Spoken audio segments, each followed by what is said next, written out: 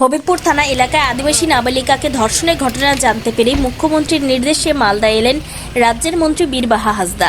তিনি নির্যাতিতা নাবালিকার বাড়ি গেলেন, সন্ধ্যা নাগাদ ওই পরিবারের সাথে দেখা করলেন এবং সব রকম পাশে থাকার আশ্বাস দিলেন মন্ত্রী।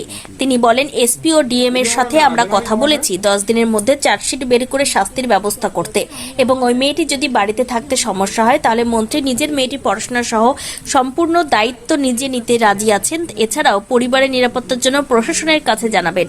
বিজেপিকে উল্লেখ করে বলেন, এই ঘটনা নিয়ে কোনো রাজনৈতিক রং না লাগায় এই পরিবারের পাশে দাঁড়িয়ে দোষীদের শাস্তি হোক, এটাই সবাই যেন করে।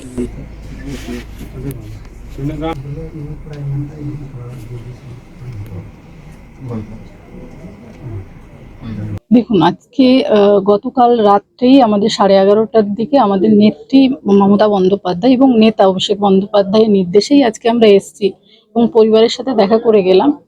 সমস্ত রকমের সহযোগিতা আমাদের তরফ থেকে আমরা দেব, এবং আমরা চাই যিনি দোষী তা কঠোরতম শাস্তি হোক, এবং মেয়েটার ভবিষ্যৎও আছে, তাই মেয়েটার দিক দিয়েও আমরা চাইছি যে মেয়েটা মানুষের মতো মানুষ হোক, এবং আমার তরফ থেকে এবং আমার দলের তরফ থেকে, নেত্রীর তরফ থেকে কিন্তু আমরা মেয়েটার পাশে থাকবো। আমি নিজে পার্সোনালি চাই মেয়েটা মানুষের মতো মানুষ হোক। একটা শুনলাম যে আপনি চাইছেন মেয়েটাকে নিজের কাছে নিয়ে গিয়ে রাখতে, এই বিষয়টা একটু বলুন।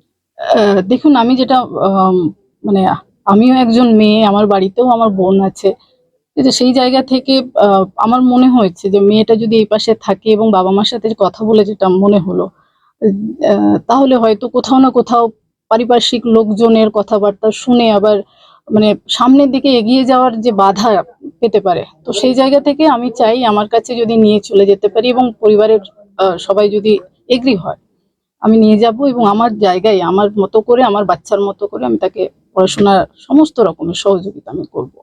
আরেকটা বিষয়,